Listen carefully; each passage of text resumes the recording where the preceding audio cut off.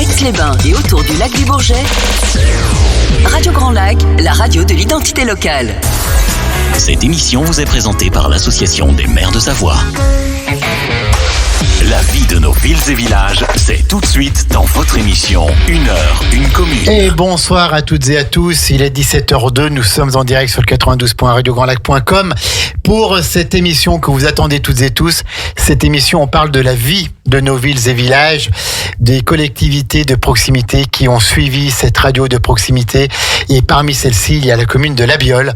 La Biole, commune située en Albanais, au nord d'Aix-les-Bains, une commune en plein développement, avec un dynamisme associatif, économique, commercial qui n'est plus à démontrer. Et donc, chaque mois, c'est le rendez-vous, le deuxième mardi du mois, avec La Biole. Et donc, nous allons parler aujourd'hui avec deux élus. Nous avons deux élus qui sont engagés aux côtés de Julie Novelli depuis 2020. C'est leur premier mandat, mais ils l'ont pris à bras-le-corps. Ils se sont engagés à fond. Ils sont dynamiques. Et on va parler avec eux de sobriété énergétique, d'environnement, de protection de l'environnement, des thèmes qui leur sont chers. On va parler eau, forêt, et puis on élargira bien sûr un petit peu. Alors on va commencer par le plus jeune de la bande, celui qui n'a encore jamais venu ici, qui fait son baptême de radio, Jérémy Merlette. Bonjour Jean-Pierre. Oui, bonjour Jérémy. Ça va ? Oui, ça va très bien. Alors, élu à La Biole. Tout à fait. Élu au conseil municipal. Voilà. Donc, il y a Benoît qui en protecteur lui fait signe de bien parler lui fait le coaching. Alors, élu à La Biole, mais engagé depuis déjà quelques temps dans les associations, puisque tu es vice-président de La Biole Loisirs. Alors, vice-président depuis La Biole Loisirs, oui, depuis 2 ans, et dans cette association depuis un petit moment, qui a suivi une suite logique en commençant par l'association du sous des écoles, ouais, en arrivant dans la commune, et puis l'engagement a progressé dans cette association qui fait office de comité des fêtes. Tout à fait, voilà. Tout à fait. La Biole Loisirs qui fait de belles animations tout au long de l'année, qui est présidée toujours par Mélanie. Mélanie, tout ça. Mélanie Jacquet. Oui, tout à fait. La dynastie des Ginet, qui est toujours à la tête de La Biole Loisirs et qui fait un travail remarquable. Il y a eu Bernard, il y a eu Colette, puis maintenant, ensuite, il y a eu Carole, puis maintenant, c'est Mélanie.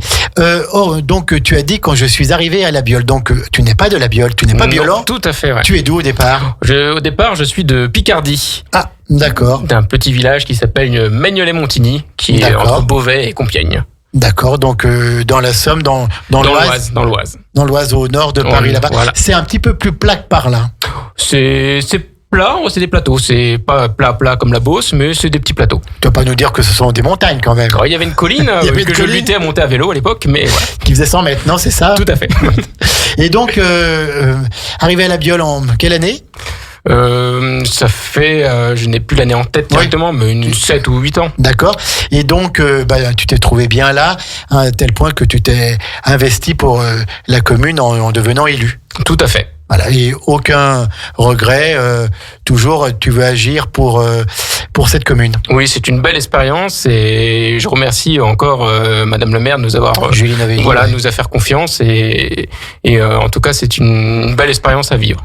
Professionnellement, c'est quoi ton métier ? Alors professionnellement, si on peut savoir, voilà. Oui, il n'y a rien de secret. Actuellement, je suis adjoint administratif pour la fonction publique hospitalière dans un service. Bravo. Bravo pour cette fonction donc dans la fonction publique au service de nos hôpitaux, de notre système de santé. Alors, on reviendra avec toi parce qu'on va parler bien sûr d'environnement et tout. Mais alors après, il y a donc le deuxième invité. Lui, c'est un habitué. C'est un sage. C'est un sage. J'ai déjà eu 2 fois ici. C'est vrai qu'on l'écoute. On l'écoute parce qu'il parle bien. Il parle avec sagesse, avec tolérance. Et non, mais c'est vrai. C'est Benoît Badin. Benoît Badin qui est élu aussi à La Biole, qui est producteur de vinaigre. Oui. Entre autres. Bonsoir Jean-Pierre, bonsoir à toutes et à tous. Écoute, quelle introduction, je rougis. Non, j'essaierai d'être dorénavant à la hauteur de cette présentation. Alors oui, pardon, c'est déjà fini. Donc, dis-nous, rappelle-nous un petit peu ton parcours. Donc, toi, je crois que tu viens des terres froides, hein, en Isère, par là-bas. C'est ça. Il y a dans ce coin des terres froides un endroit qui s'appelle Badinières, probablement le berceau des badins, mais les badins se sont disséminés à travers les badins à travers ce territoire et donc non, effectivement, historiquement des terres froides. Historiquement, j'étais donc dans le Nord-Isère, hein, c'est ça, le Nord-Isère, de l'autre côté du Guiers, pour ceux et celles qui n'ont jamais osé franchir. Donc voilà, je suis arrivé à la Biole en 2000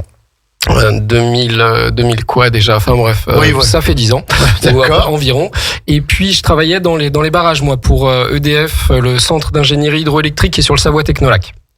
Donc c'est là-bas où j'ai fait une dizaine d'années, et puis un jour j'ai décidé de transformer du vin de Savoie en vinaigre pour faire tout autre chose. C'est tout aussi rigolo. Et maintenant, donc, tu es producteur de vinaigre. Tu étais d'ailleurs venu en parler chez notre ami Hilde dans Il y a du terroir sur la table. Et un vinaigre qui est connu, qui est reconnu même. Oui. Donc ça a commencé très humblement fin 2021, et là petit à petit on est en train de se faire connaître. On était venu parler au micro avec Hilde pour la sélection à Tokissim à Megève, qui était déjà une belle récompense. Et depuis on pousse ce petit caillou. Alors je dis on parce que ma tante est avec moi dans cette aventure. Et puis là voilà, on s'apprête à travailler avec les premiers chefs étoilés. Donc non, c'est vraiment quelque chose qui prend autant que le vinaigre puisse prendre. Et puis on essaie de se diversifier avec notamment des pickles d'oignons rouges.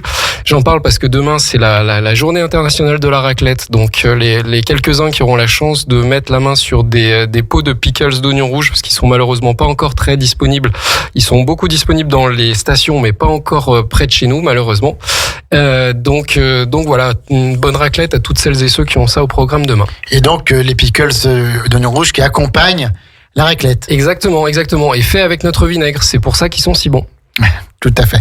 Où est-ce qu'on peut trouver ton vinaigre en vente ? Alors est-ce qu'il a un nom spécial ? Alors le vinaigre s'appelle Millefaut et Badin, donc du nom de ma tante Sylvie Millefaut et de moi-même Benoît Badin, et on le trouve dorénavant localement, enfin typiquement sur le Grand Lac, on le trouve beaucoup puisqu'il y a les magasins Provencia qui nous ont ouvert leurs portes, les magasins Super U également, les Leclerc de la région, un certain nombre d'épiceries fines dans Aix-les-Bains à La Ressource. Donc voilà, non, on essaye d'être partout parce qu'en fait, le vinaigre, je sais pas si tu es de gros consommateurs, mais la majeure partie des gens vont avoir besoin de probablement 2 bouteilles de vinaigre par an. Donc si tu n'es pas dans le magasin pendant ces 2 occasions de l'année, tu rates le client pour 6 mois. Donc il faut vraiment qu'on maximise notre couverture. Donc c'est un petit peu un enjeu, voilà. D'accord, très très bien. Puis merci pour ce bon produit qui fait honneur à notre territoire, au territoire Grand Lac, et puis bien sûr à cette commune de La Biole où vous êtes tous les deux élus et engagés. Alors vous êtes sensibilisés tous les deux, mais comme toute l'équipe municipale, à l'environnement, à la protection de notre environnement, à la sobriété énergétique. Et qu'est-ce que vous pouvez nous dire là-dessus ? Oui, effectivement, tout ça sous la grande thématique de la thématique de la transition, je dirais. Et donc on était venu cet été, je crois, on était venu déjà en parler. À l'époque, c'était sur les sujets de la rareté de la ressource en eau. On va y revenir parce que après la sécheresse de l'été dernier. Exactement. Alors c'est moins d'actualité aujourd'hui, on se comprend. En revanche, c'est un sujet de long terme qui est à traiter. Et typiquement, c'est un projet d'actualité dans la commune puisque on est en train de travailler à une réserve d'eau pour arroser notre stade de foot, parce qu'en fait dans la consommation d'eau de la commune, le gros sujet c'est le stade de foot, et donc alors on le gère relativement bien, hein, ça parlera probablement à personne, mais nous notre stade consomme 6000 mètres cubes d'eau par an en moyenne. C'est probablement énorme vu de tout un chacun. Moi, j'avoue que je commence un peu à manipuler ces chiffres, donc ça me fait un peu moins peur qu'à une époque. Mais et il faut dire qu'avec 6000 mètres cubes à l'année pour ce stade, on le gère très bien à la Biole. Il y a tout un tas d'autres stades qui vont être beaucoup justement, plus gourmands. Ça répond aussi à des normes, des normes qui viennent des districts et tout, Exactement. de la FFF. Il faut que les terrains soient entretenus pour que les matchs se déroulent bien. Exactement. Il y a des exigences pour que le terrain soit de qualité. Donc en fait, c'est une tension perpétuelle entre cette exigence d'avoir un terrain de qualité, mais le fait que la ressource est rare et on peut pas se permettre de la dilapider uniquement pour le foot. Ça rime à rien de dire aux gens d'aller faire pipi sous la douche pour économiser une chasse d'eau et qu'ensuite dans la nuit arroser le stade avec 20 ou 40 mètres cubes.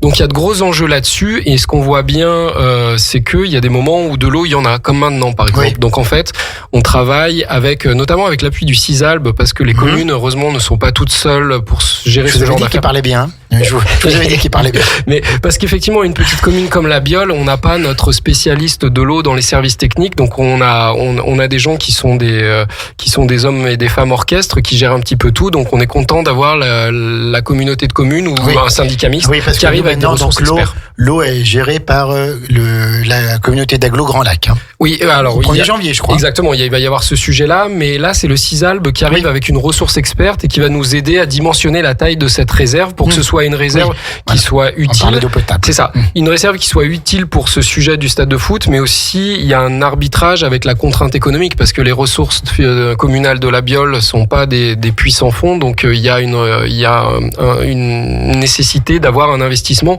qui est bien dosé pour rendre le service maximal, mais pas non plus gréver le budget de la commune que pour ça. Donc si je comprends bien, cette réserve d'eau, et Jérémy peut bien sûr nous le confirmer aussi, va être située à côté du terrain de foot, ou comment ça marche? Oui, c'est ça. Aujourd'hui, ce qu'on est en train de regarder, c'est de la placer sous le terrain en stabilisé pour que ça puisse, parce qu'il y a quand même besoin d'une grosse... Là, on est en train de regarder quelque chose qui tourne autour de 250-500 mètres cubes, donc il faut quand même les trouver. Et donc en fait, ce serait sous le terrain en stabilisé qu'on viendrait la placer, on viendrait la connecter à un réseau de collecte d'eau pluviale qui viendrait des toits. À côté, on a l'OPAC, on a la maison Vitae, on a un certain nombre d'options. Donc voilà, on est en train de regarder ça pour pouvoir implémenter ce projet sur ce mandat-là. Et donc, ce serait que de l'eau pluviale, ce serait que les pluviales qui seraient... C'est ça, à destination d'arrosage, et ce serait donc une économie d'autant sur le réseau d'eau potable qui est aujourd'hui le lieu du prélèvement de cette eau. D'accord. Benoît, tu connais aussi en ressources en eau. Quand tu étais venu la dernière fois, c'était pour parler de problèmes d'eau. Sécheresse et tout. Là, on voit que depuis le 15 octobre, il pleut beaucoup. Est-ce que les nappes sur la Biole sont dans un meilleur état qu'elles n'ont été, ou...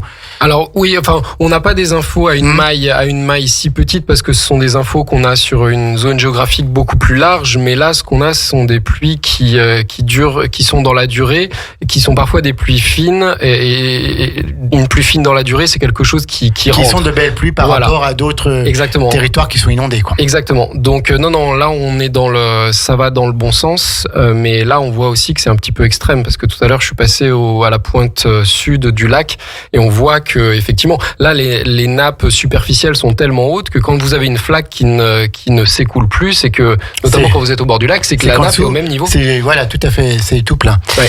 D'accord. Et écoutez, ça va être passionnant cette émission de 1 heure une commune avec la Biole. On va parler ensuite des haies, des forêts et tout, puis d'autres sujets bien sûr que vous voulez évoquer puisque vous êtes des spécialistes. On va marquer une pause musicale, la première, et puis on revient tout de suite sur le 92.radiograndlac.com.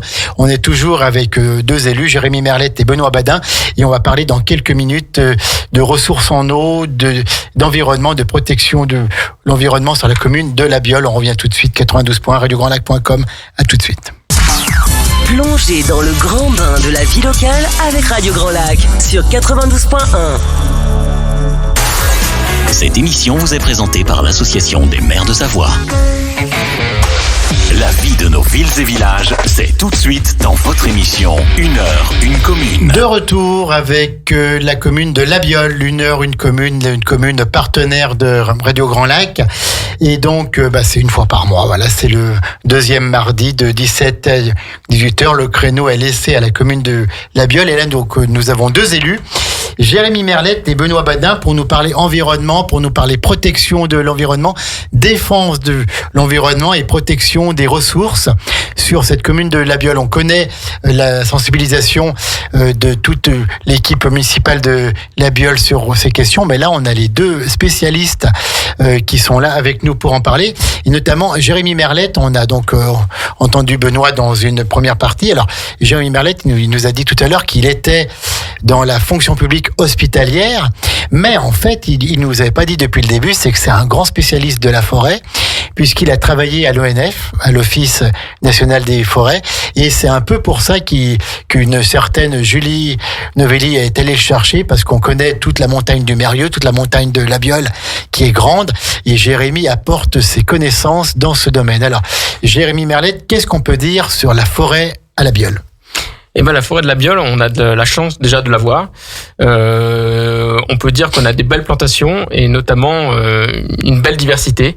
Et surtout, au niveau sylviculture, on peut remercier nos anciens. Oui, tout à fait. Voilà, aujourd'hui, qui ont fait un choix à un moment donné, au moment des plantations du Fonds forestier national, après-guerre, voilà, de choisir une espèce, alors que beaucoup ont choisi l'épicéa et du sapin et s'en mordent encore les doigts aujourd'hui, d'avoir choisi le pin Douglas, en tout cas, pour notre secteur. Quelle est la différence entre un sapin?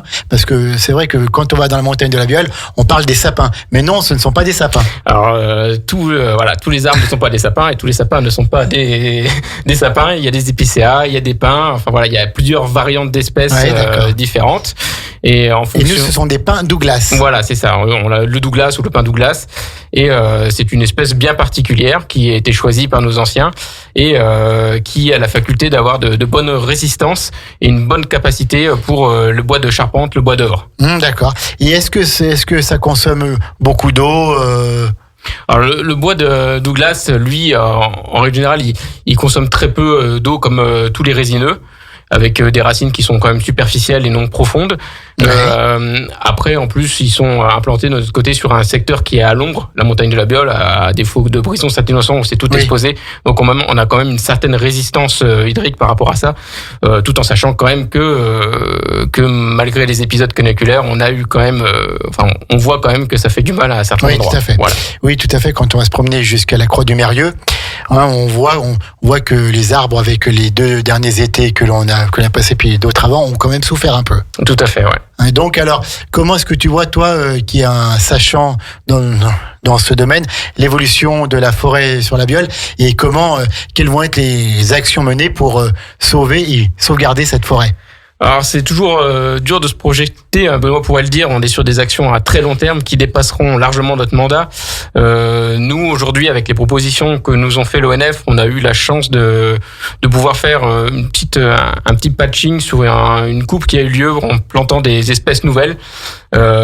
Pour voir. Alors, où ça c'est surtout au sommet de la montagne, pour voir leur nouvelle résistance, différentes espèces de feuillus, différentes espèces de résineux, voir à petite échelle comment évoluent ces espèces après plantation, voir dans le temps comment ils vont résister à l'impact environnemental et à l'impact synégétique aussi. Donc des résineux qu'on n'avait pas avant et maintenant qui peuvent pousser par rapport au climat qui change, qui se dérègle un peu, qui se réchauffe.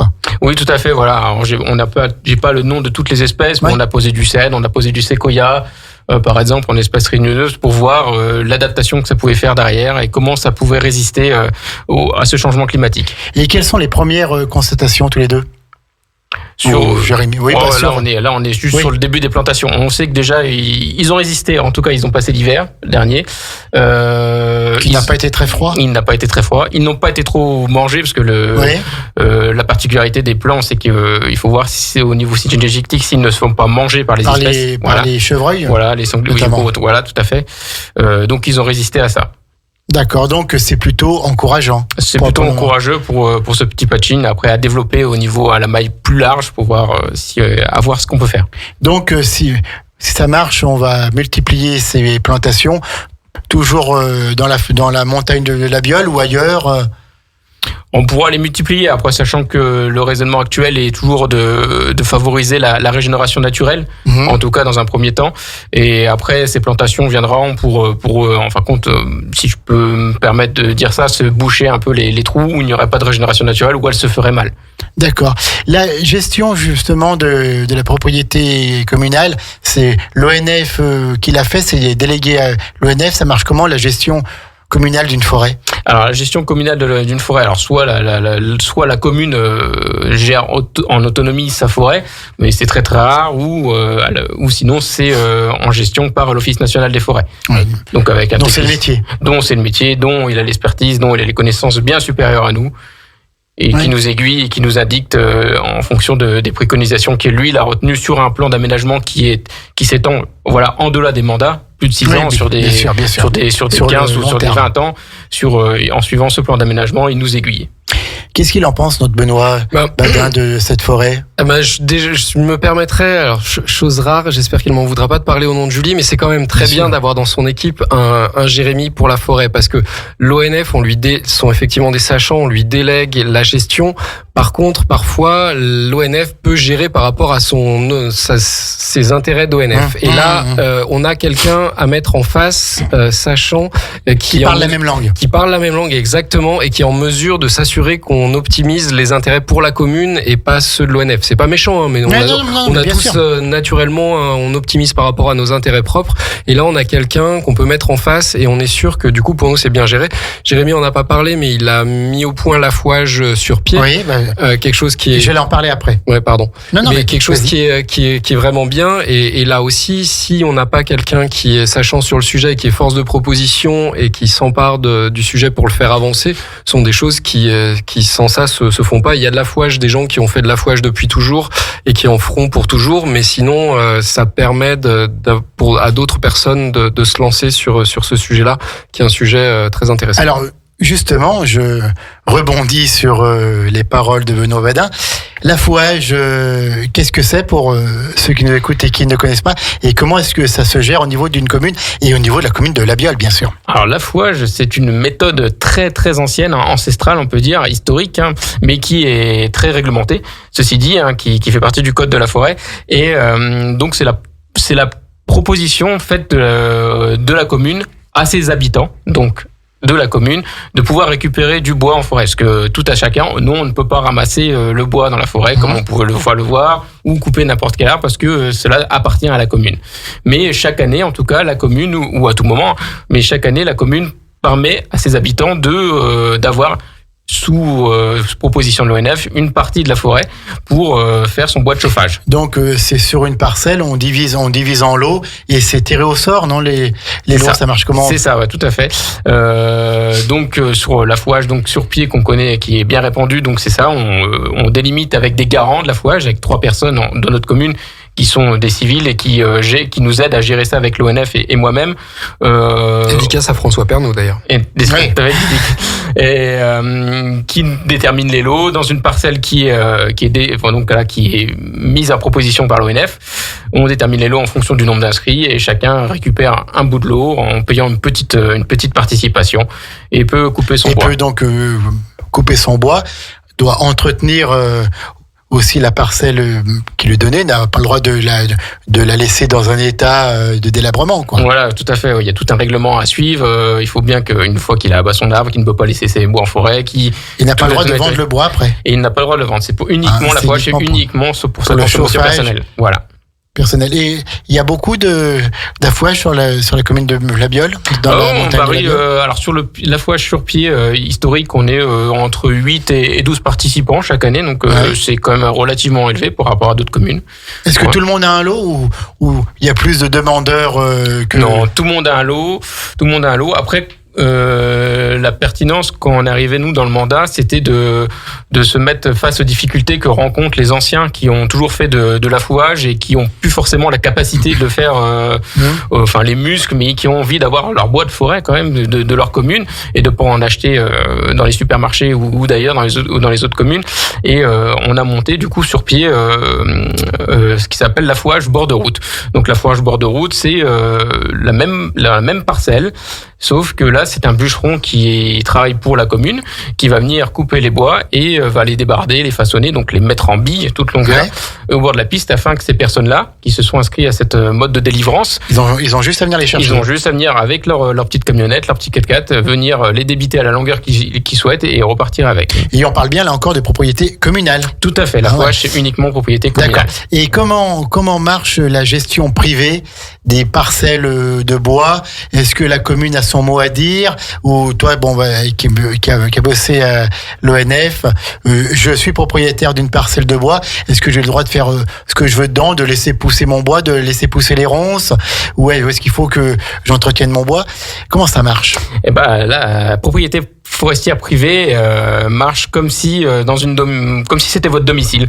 Enfin, la commune n'a pas son mot à dire dans une propriété privée, sachant que les propriétaires, dans la plupart des temps, c'est pour ça que je rebondis sur ce que tu dis, les ronces, les arbres qui s'entrelacent et tout ça. Les propriétés forestières privées sont en règle générale, ça peut changer, mais sont en règle générale des propriétés qui appartiennent à des personnes âgées ou des personnes qui ne vont plus dans la forêt, ou succession, tout ça. Ou sinon c'est parti en division entre les petits enfants et les petits enfants ne savent même pas s'ils ont ça et tout, donc ça tombe des fois un peu à l'abandon.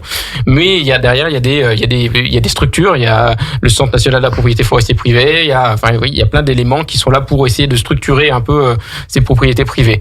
Mais c'était un gros chantier en fonction des tailles communales. Il y a, nous, sur notre commune de la Biole, on a très peu de parcelles privées, mais il peut y avoir certaines communes où c'est plus établi. La plus grande partie de la commune de la Biole, de la montagne du Mérieux, c'est de la propriété communale. Tout à fait. D'accord, ok. La plus grande partie, il y a quelques peut-être propriétaires privés en bas, mais dès qu'on arrive au niveau de la Croix ou même en dessous, là, c'est propriété de la commune. Oui, les 90% de la forêt sur cette montagne-là sont communales. Quelles sont les relations avec les chasseurs qui utilisent la forêt, qui sauvegardent aussi la faune et la flore aussi, ils ont leur rôle. Comment est-ce qu'on travaille avec les chasseurs pour gérer la forêt? Parce qu'en plus, la montagne de la Biole aussi est touristique, les VTT, les promeneurs, les chevaux, tout ça. Voilà. Est-ce que la commune de la Biole a son mot à dire et comment fait-elle? Tous les deux, vous pouvez parler.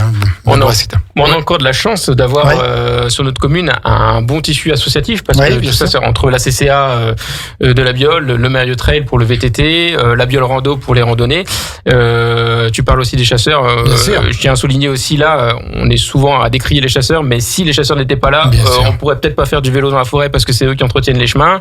On pourrait pas se balader comme on veut. Enfin, ils ont un rôle important aussi par l'entretien de la montagne.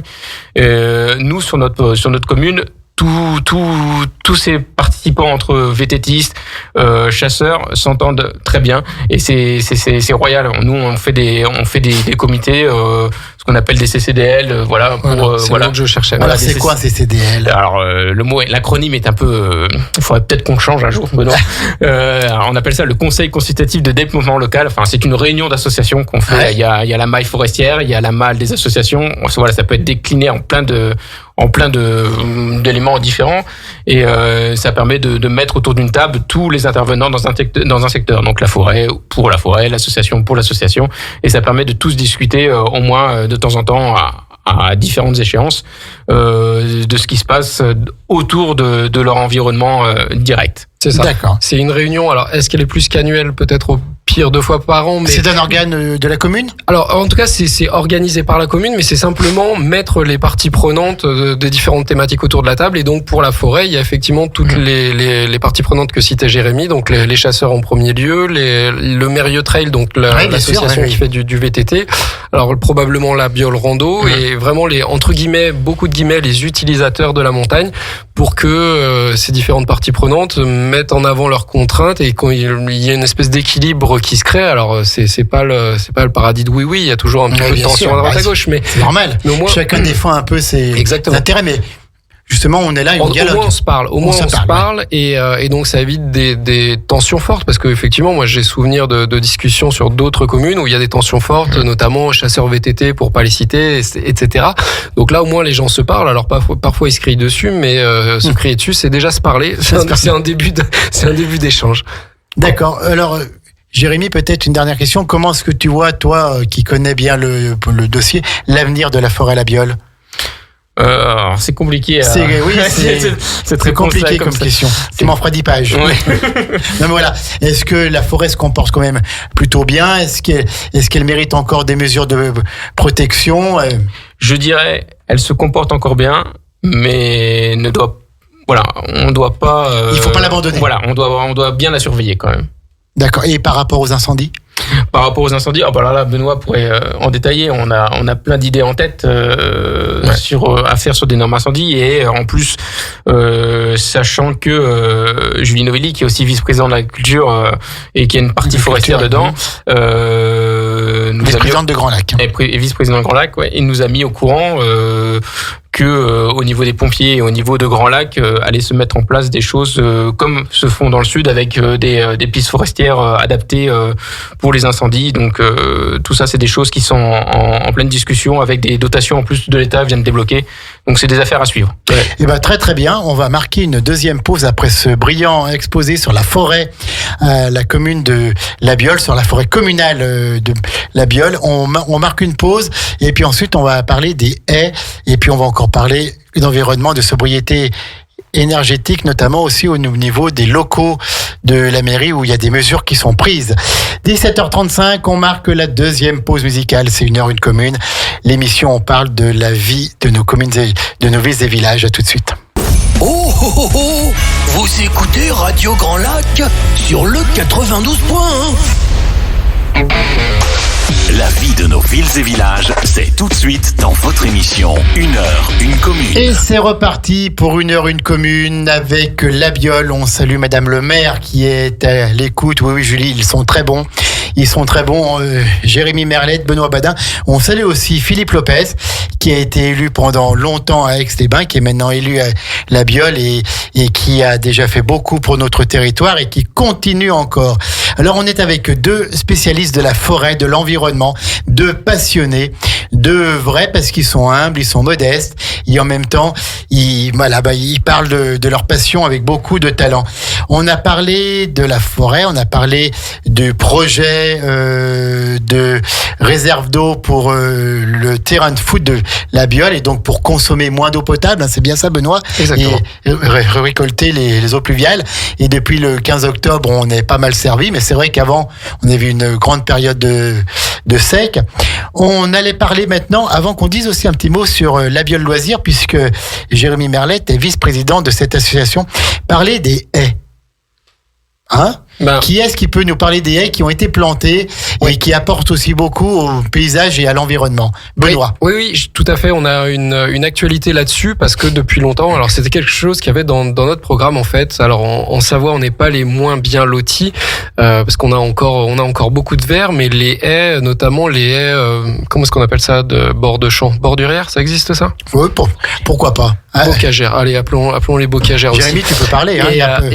Du coup, en fait, en fait, c'est un petit. Ce sont souvent des petits bosquets qui payent pas de mine, mais qui apportent beaucoup de systèmes systèmes écosystémiques, si on veut parler pompeusement. En fait, tout ça. Système écosystémique. De services écosystémiques. Ça veut dire que Philippe Lopez, tu connaissais ça, toi? C'est oui, on en a parlé pendant la campagne. En fait, ça a tout un tas d'intérêts. Ça coupe le vent. Ça, c'est un endroit pour que les petits oiseaux nichent. Oui, tout à fait. Pour la faune. Exactement. Tout à fait. Pour la faune. Et puis la flore aussi. Exactement. Ça évite l'érosion des sols également. Donc tout un tas d'intérêts. En revanche, c'est vrai que face à l'agriculture moderne, dorénavant, nos agriculteurs ont des machines de plus en plus grosses. Les tracteurs ne passent pas s'il y a les haies. Voilà. Et dorénavant, les haies contre les tracteurs ont perdu. Donc il y a tout un tas d'endroits où ça a été enlevé pour des raisons qu'on comprend, parce qu'aujourd'hui ils binent plus à la main, donc il faut s'adapter. Mais en revanche, les terrains sont plus grands aussi, les propriétés sont plus grandes. Il y a ça exactement. Mais en revanche, là où on peut essayer d'en garder ou d'en remettre, il faut vraiment pas se priver, parce que ça apporte vraiment tous ces intérêts-là. Donc on avait ça dans le viseur. Alors je vais pas déflorer le sujet, parce que l'année prochaine, on a un événement. Je pose ça dans un coin, on en reparle. Sur la table, hein, voilà. On en reparlera dans quelques mois. Oui. En revanche, on a fait une petite action en soutien d'un programme qui a été financé par les chasseurs et par la région. En fait, il y a un programme récent à destination des agriculteurs qui finançait des arbres, alors majoritairement fruitiers, à destination des agriculteurs. Et donc ça a contribué à planter ou à replanter des haies. Et en fait, avec l'aide d'un citoyen de la Biole qui s'est signalé à la commission transition de manière bénévole, Vincent Stella, que je salue et qu'on salue tous d'ailleurs. En fait, on a essayé de mettre une petite dynamique autour de ce programme des chasseurs et de la région, et on a mobilisé, et quand je dis on, c'est surtout lui, soyons honnêtes, Vincent, les lycées agricoles de Poisy et de La Motte, à Renac, oui. Exactement, pour venir planter au bénéfice des agriculteurs ces arbres qui avaient été financés. Donc cette journée a eu lieu le 30 novembre, si ma mémoire est bonne, sous une pluie digne d'aujourd'hui. Donc c'était pas le meilleur moment, mais bon, on choisit pas. Et puis c'était une classe de futurs paysagistes, donc il faut que ça faisait partie de la formation. Hein. Ils vont pas pouvoir bosser que quand il fait beau et pas trop chaud. Donc voilà, on a eu ce petit programme, cette petite journée qui est le prélude à quelque chose d'un petit peu plus ambitieux l'année prochaine. Mais voilà, je continue à faire monter la mayonnaise sans vous en dire plus. Ouh là là, mais c'est qu'il est plein de suspense, ce Benoît Badin.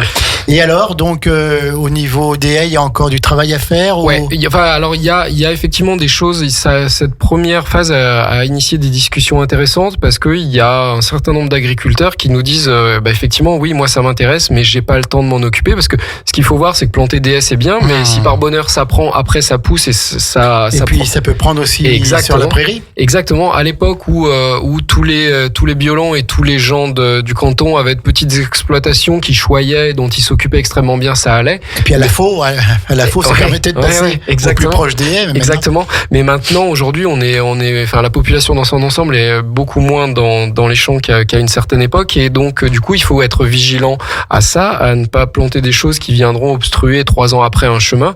Donc tout ça est un subtil équilibre, mais on a quand même vu de l'intérêt de la part des agriculteurs, parce que notamment pour nos animaux d'élevage, avec les cagnards qu'on se prend l'été, une haie, c'est de l'ombre, c'est un coupe-vent chaud, c'est un brise-vent. Donc ça a vraiment des intérêts.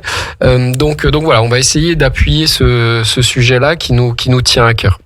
Au niveau de l'environnement, au niveau des forêts, au niveau des haies, qu'est-ce qui vous reste à faire? Qu'est-ce que vous avez tous les deux en tête encore? Peut-être que vous n'avez pas encore proposé à la mairie. Qu'est-ce qu'il faudra faire encore pour que la situation soit encore meilleure à la Biole? Et elle est déjà pas mal. Hein. Alors, Julie Novelli, notre maire, a beaucoup de choses qu'elle a déjà lancées, qui vont se concrétiser. Je pense notamment il y a le Fonds Vert, qui est un programme national qui finance un petit peu ce genre de choses, et elle nous a prévu, je crois, une amélioration des plantations le long de la fameuse salle de l'ébène à la Biole. Donc avec quelque chose qui sera repris pour végétaliser un petit peu de manière plus cohérente cet endroit-là, et ce sera très bien. Et d'autre part, on essayera également de faire un petit projet sur le centre-bourg. Il y a cette belle place qui abrite le marché. Le marché, où il y a eu une très belle fête le 1er décembre, qui a été gâchée un petit peu par la météo, mais qui au moins le mérite d'avoir été là. C'était l'illumination du sapin de Noël. Exactement. Il faisait froid et humide. Il faisait un petit peu humide. Ouais. C'est dommage, parce que une heure et demie après, il neigeait. Ça changeait complètement l'ambiance. En revanche, on a vraiment une belle place qui mérite d'être plus mise en avant. On essaye d'être, et c'est ce dont on avait parlé la fois dernière, très économe de tonte, parce que c'est du temps de service technique, c'est des choses qu'il faut minimiser dans les limites du raisonnable, mais d'essayer de trouver un petit plan de végétalisation de ce centre-bourg pour le rendre plus ombragé, plus frais pour l'été et tout simplement plus joli en fait. Donc il y a vraiment du potentiel pour ça. Donc on a ça dans les cartons pour les mois et les quelques années à venir. Peut-être une question un petit peu plus complexe. Au niveau du fleurissement, je ne sais pas si vous avez ce dossier dans vos compétences. Au niveau du fleurissement de la commune, on voit que des communes à côté ont stoppé totalement le fleurissement. Voilà, ce qui est voilà, bon, on ne porte pas de jugement là, mais ce qui peut être aberrant. Vous, à la Biole, vous continuez quand même en adaptant vos plantes comme le fait Grésy-sur-Aix, par exemple, ou Aix-les-Bains. C'est exactement ça. On cale le curseur au minimum parce que c'est vrai que les géraniums et les pétunias, c'est formidable. C'est formidable, mais c'est 2 heures de vos services techniques par jour pendant l'été. Plus l'eau. C'est ça, plus l'eau. Donc aujourd'hui, c'est comme se battre contre la marée. Mieux vaut aller dans le sens de l'évolution naturelle. Donc Julie notamment. Alors ce sont des arbitrages un peu compliqués parce que mettre des plantes grasses beaucoup moins tape à l'œil le long du monument aux morts, etc. Sont des choix qui lui sont probablement reprochés parfois. Moins de couleurs, quoi. Voilà, mais voilà. Et puis une grande sobriété là-dessus. Alors pareil, on a un savoir-faire à développer parce qu'on peut probablement faire des choses qui soient compatibles avec ces contraintes, mais qui soient quand même esthétiques. Donc là, on est au milieu de cette évolution. On n'a absolument pas toutes les réponses. En revanche, ce qui est sûr, c'est que on ne reste pas accroché coûte que coûte au vieux statu quo et qu'on se pose les questions et qu'on se projette dans l'avenir. D'accord, donc encore de belles actions menées au sein de ce conseil municipal pour la préservation de la forêt, pour la préservation de l'environnement. Benoît, est-ce que tu as encore des choses à dire sur l'environnement à la Biole, sur les actions à mener, autres que forêt, autres que plantation? Non, il y a juste un mot sur les actions de sobriété énergétique qui avaient été entreprises l'année dernière. En fait, vous vous rappelez probablement, l'hiver dernier, c'était la suite de l'invasion de l'Ukraine et des conséquences énergétiques pour l'Europe et notre pays en particulier. Donc on était extrêmement crispés, c'était légitime de l'être. Là aujourd'hui, la situation est un petit peu meilleure à pas mal d'égards. Pour autant, ce qui est très intéressant, c'est qu'on a gardé les bonnes habitudes. C'est-à-dire que, alors la crèche, on a des petits enfants, donc c'est évidemment chauffé à 21 degrés. En revanche, l'école et la mairie continuent à être dorénavant chauffées à 19. Et en fait, on voit que, alors notre mairie n'est pas malheureusement le bâti dont on a hérité est loin d'être exemplaire en termes d'isolation, parce que c'est fait de baies vitrées, ça date d'une certaine époque. Et donc, ce qu'on voit, c'est notable, les gens qui travaillent les personnes qui travaillent à la mairie ont changé leurs habitudes. C'est tout bête, mais ferment leur bureau pour minimiser la perte de la déperdition de chaleur, etc. Donc c'est ce qu'on voit ces périodes de crise, c'est ça qui fait changer un petit peu les comportements. Et nous à la Biole, en tout cas, de ce qu'on voit quotidiennement à la mairie, c'est quelque chose qui a bien pris. Donc quelque chose de positif. Et on peut dire merci à tout le personnel justement qui agit, qui a bien compris et qui agit pour que tout aille mieux. Jérémy Merlette, on a parlé donc avec toi de forêt puisque tu es un grand connaisseur dans ce domaine, on y a vu. Juste un petit mot pour dire que dans 18h15, il y a l'émission C'est bientôt l'apéro avec Sylvain et son équipe, et je crois que dans la salle à côté, ils sont arrivés, ils ont l'air en pleine forme puisqu'on entend un peu de bruit.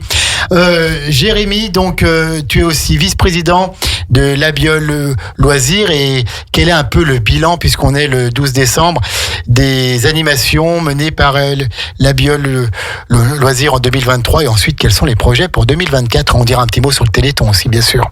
2023 pour la Biole Loisirs. 2023, c'est une très bonne année. Alors, la Biole Loisirs, c'est la force non pas d'une seule personne, mais de tous ses membres. Bien sûr, oui, tout à fait. On est fiers de cela, ça va de tout âge. Aujourd'hui, on pourra faire un bilan lors de notre prochaine AG mi-septembre, où on convie bien sûr tout le monde à venir nous voir. Et ce week-end, bien sûr, comme tu l'as dit Jean-Pierre, c'était le Téléthon. Le Téléthon qui était organisée par Albanais à tout cœur. Albanais à tout cœur, Voilà. une association que j'ai bien connue il y a Voilà. quelques années. Voilà, donc il y a eu plusieurs événements dans différentes communes tout au long du mois de décembre, enfin même depuis début fin novembre. Et ce week-end, c'était donc sur la Biole, le grand week-end du Téléthon. Avec la soirée à la salle de l'Ébène. Organisé à la soirée à la salle de l'Ébène. Et donc la Biole Loisirs via notamment son membre Lionel Marquez, bien sûr. un de mes collègues et aussi élu Premier de la commune. adjoint Voilà, tout la à Biole, fait. Et la plus belle secrétaire, barbe. La et plus belle secrétaire barbe de Grand Lac. La plus belle barbe de Voilà. Grand Lac. Et donc, La barbe fleurie, le Charlemagne de Grand Lac, on va l'appeler. Et donc, qui était leader pour l'organisation, qui a fait le relais avec Albanais à tout cœur et notre association, qui s'est bien démené ce week-end et on était fiers de participer à lui et de l'aider avec Albanais à tout cœur et la Biole Loisirs pour cet événement. Et à la fin de la soirée, les derniers comptes qu'on avait, c'était donc à Albanais à tout cœur, au niveau, depuis le début, fin novembre jusqu'à cet événement, on était arrivé à 18 000 euros. 18 000 dons. euros pour le Téléthon. C'est toujours à peu près ça, entre 15 et 22 000. Bravo en tout cas pour cette mobilisation. Bravo à tous. Quels sont les projets de 2024 pour les Biole Loisirs? Alors, la Biole Loisirs, on a toujours nos grandes dates. Les grandes dates. Le 1er mai qui ne changera pas. La foire de la Biole. Tout à fait, la foire et brocante de la Biole. La Il randonnée. a fait beau cette année, Oui, il a fait je beau. me rappelle plus. Oui, tout à fait, parce que c'est souvent, hélas, il y a plusieurs années où il pleut pour la foire de la Biole. Mais c'est une vieille histoire, ça. Moi, je ne l'ai jamais connue. Et après, nous avons la randonnée pédestre aussi qui marche très bien cette année. On a fait presque carton plein alors que la météo n'était pas forcément clémente. Et après, on a quelques surprises qui vont arriver. Peut-être un événement en juin qui s'est fait sur la commune quelques années auparavant qu'on va essayer de remettre au jour. Mais c'est. Alors, c'est quoi? J'en dis pas plus. Il faut pas en dire plus pour le Non, moment. c'est grand secret. Et peut-être un autre événement en novembre, fin novembre. Voilà, on se diversifie, on essaie d'amener un peu de dynamisme pour perpétuer un peu cette belle association. Donc, une association qui se porte bien. Tout à fait. La Biole Loisirs, qui regroupe elle-même plusieurs associations, je Voilà, crois. nous avons plusieurs sections dedans. Nous avons la chorale de ces dames et de ce monsieur, ou de ces messieurs, parce que nous Le cherchons. cœur des trois boulots. C'est tout à fait ça. Avec Colette Gina. Voilà, avec un concert le 16 décembre. Ah oui, qui faut le arrive. dire, ça, oui, tout Voilà. à fait. Le 16 décembre à l'église La Biole. À l'église de, je ne peux pas dire de bêtises. Attention. Jérémy est sur ses tablettes. Alors donc le 16 décembre le concert, normalement tu dois être capable de parler, de chercher en même temps. Oui, tout à voilà, fait. donc et quelles sont les autres composantes de la Et Biole après, nous Loisirs? avons une partie donc musculation, entretien du corps, deux fois par semaine, qui est fait par un coach sportif qui amène beaucoup de D'accord. monde, qui marche très bien et qui se fait.